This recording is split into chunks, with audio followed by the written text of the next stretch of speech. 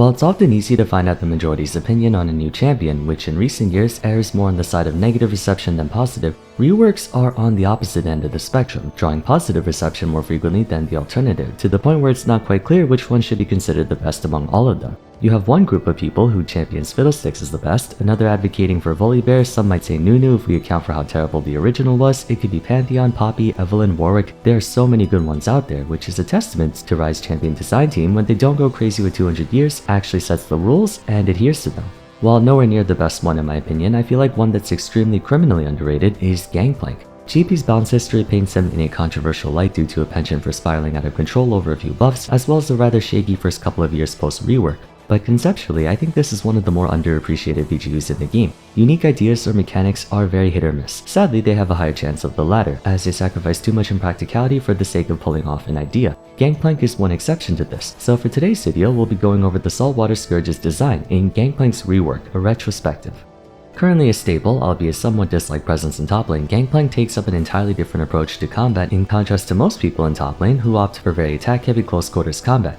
He's also a melee champion by definition and can more than brawl with the rest of them, but it takes a disciplined player to know when to focus on area control, when to be aggressive and get up close and personal, and when to back off and play the neutral game. He doesn't play anything like other top or mid laners, yet is grudgingly respected to an almost fearful extent for his extreme pressure, burst damage, and carry potential.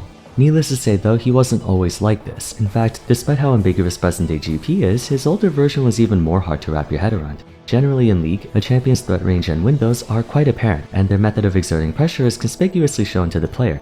When you think of a rushdown champion like Fiora, you know when she's at her most dangerous and what you have to do in order to mitigate her pressure as much as possible. Same goes for a mid laner like Xerath who desires a perpetual neutral state so he can free fire on the enemy team for days. Gangplank, the old one at least, was one of the few champions who didn't make it abundantly clear what his threat range was, which inadvertently hurt his popularity. Unlike dysfunctional champions of yore like Sion, Poppy, Nunu, and whatnot, Gangplank didn't struggle from any egregious practicality issues per se. He was certainly usable, if not viable in the right circumstances. The biggest issue with this previous design was actually a lack of personality rather than too much personality. He was for the most part entirely forgettable as a champion, offering little if any incentive for you to pick him over anyone else. It's true that many champions back in the day had a pretty generic archetypal format for their abilities in that passive was some small stat boost or whatever, Q did damage, E came in the form of utility whether a dash or something, and W was a buff or defense. That being said, the champions were known for something. Poppy's entire gameplay was cursed, Sion was the stun bot to end all stun bots, Nunu was a degen invader, so on and so forth. Now old Gangplank did have something unique to him, but it wasn't as pronounced as his counterparts. If it wasn't obvious, he was your stereotypical pirate character. Guns, cutlasses, booze, money, vitamin C deficiency, and cannons. His passive was Grog-Soaked Blade, causing his basic attacks to apply damage over time and a slow, both of which would increase in power the more times he struck the same target. Functionally, this is an excellent passive to have, even for modern day standards, not so much the damage but the slow. Imagine having a passive Frozen Mallet or Rylai's Crystal Scepter from minute 1. Makes chasing opponents or forcing neutral interactions pretty easy. Speaking of neutral, that's where his Q came in. Parley, no I'm not going to say like a pirate, was exactly the same back then as it is now. A point-and-click ranged ability that dealt a basic attack's worth of damage and then some while applying on-hit effects, including his passive. Anytime Q killed the target, it would refund a portion of the mana cost and give him bonus gold. Similarly to his present version, the original's game plan consisted of continuously poking at you with Q and letting the poison bog you down. It was annoyingly effective for how simple it was, only balanced by the surprisingly high mana cost on it, though at the time, stuff like this wasn't all that uncommon. Point-and-click abilities were gradually phased out of the game over time in light of having no form of counterplay, but they used to be on just about everyone. Sion's Cryptic Gaze was point-and-click, Tarek's Dazzle, Pantheon's Spear Shot, that was a big one, lots of these click on champion and do damage type abilities. What made his Q so aggravating was that if any time you did go in on him, especially with crowd control, he could use Remove Scurvy, which heals him for a big amount and frees him of any disability except the stupidity of his teammates. I would actually argue Remove Scurvy was a lot more impactful back then when champions didn't have a billion gap closers or didn't rely on crowd control to stay on top of someone.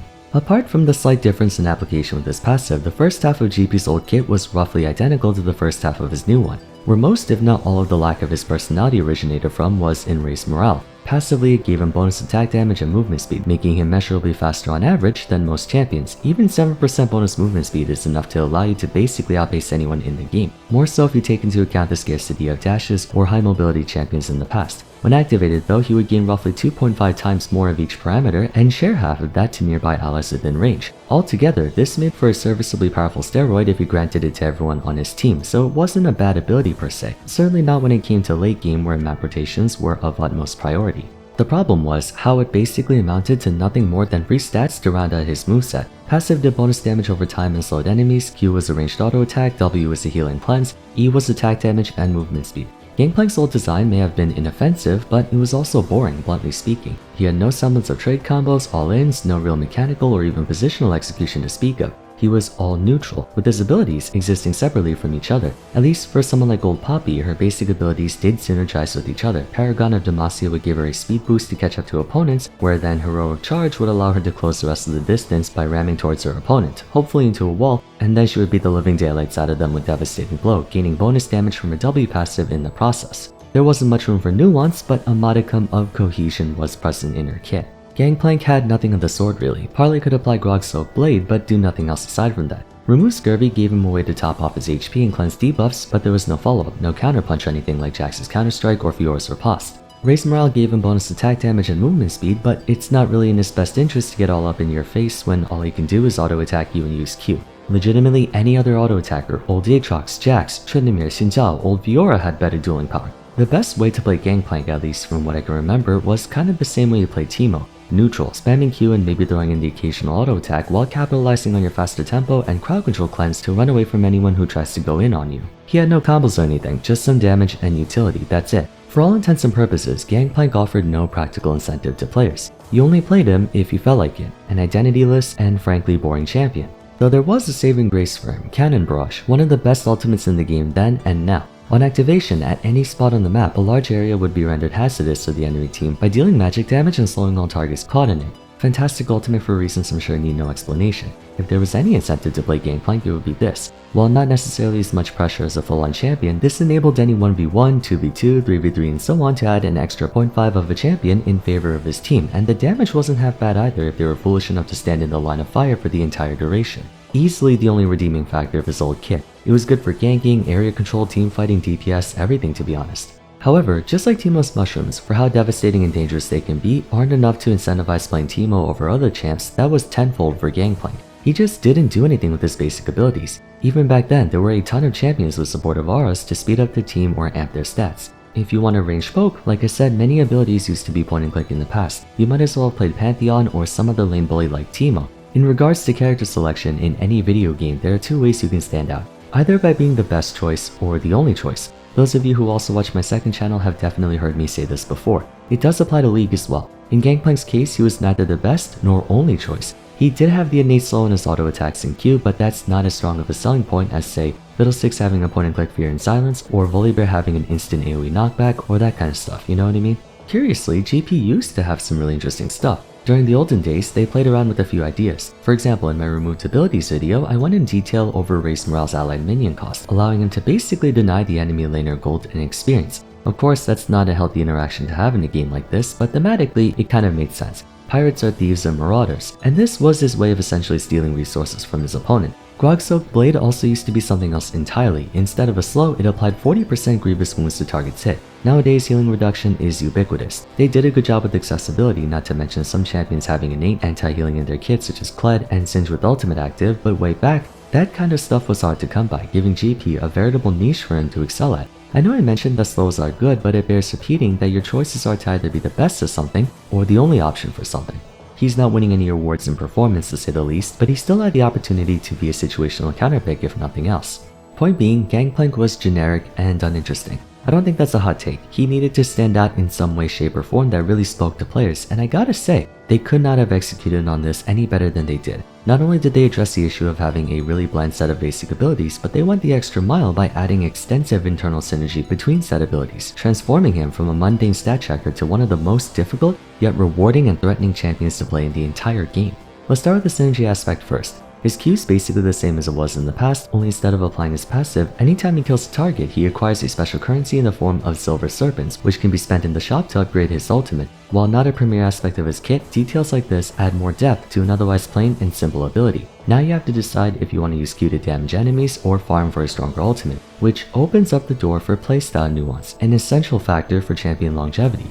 Another synergistic component is GP's new passive, Trial by Fire. Instead of a persistent weak damage over time, every so often his next auto attack deals very significant true damage over time while gaining bonus movement speed after, so rather than occupying an entire ability slot, the speed boost has a bit of risk involved since you have to get up close and personal to get it, at least until we go over Powder Keg, his new E, and what an ability it is.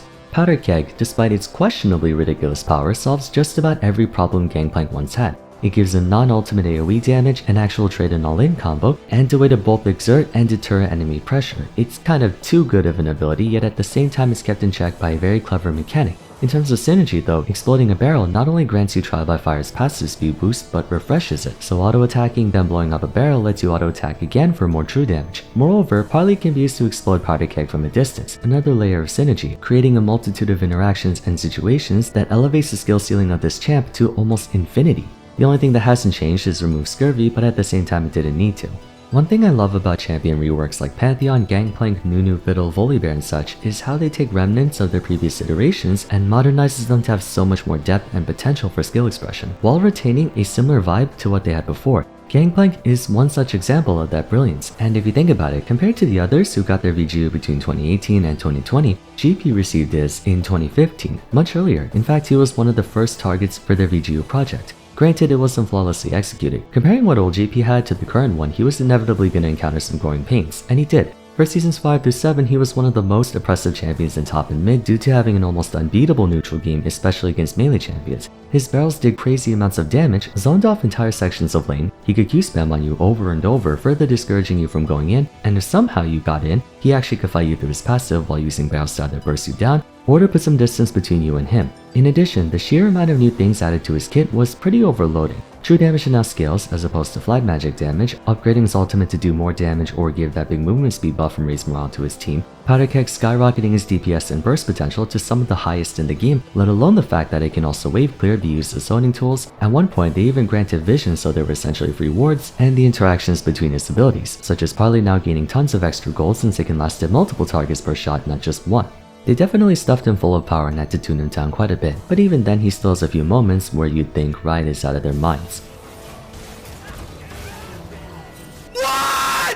In terms of design though, they could not have done a better job with him. One of the most skill-expressive champions in the entire game with one of the most innovative mechanics in the form of Powder Keg and just a creative design overall. Mind you, he can be pretty annoying to play against. His Q spamming is still as obnoxious as ever, and if you're playing a melee champion with no mobility that heavily relies on a stun or some kind of crowd control to fight, this is the worst person to go up against. But it's counterbalanced by how difficult it is for the one playing him to figure out the best way to use him. The contrast is what impresses me the most. Old GP was ambiguous in that it was hard to tell what he was good at, whereas new GP has such a dynamic playstyle that I'm giving credit where it's due. Plus the whole story about how he survived a near-death experience with misfortune and how they changed him from your stereotypical cartoon pirate character to a rough and tough corsair who's seen some shit is a great artistic reimagining to boot. I definitely think people don't give this guy's rework enough credit, especially for how long ago it was. Were it not for his tumultuous balance history, I would put him on the same level as Volibear, Fiddlesticks, and Nunu. But anyways, that's gonna be it for today. Let me know your thoughts on Gangplank in the comments down below if you agree or disagree with my points on him. As always, if you enjoyed the video, it would be great if you left a like and subscribed. Don't forget to follow me on Twitter at VarsVM, join my Discord server, and check out my other Rework Retrospectives if you haven't yet. Till next time, thanks so much for watching, and I look forward to seeing you again soon. Take care.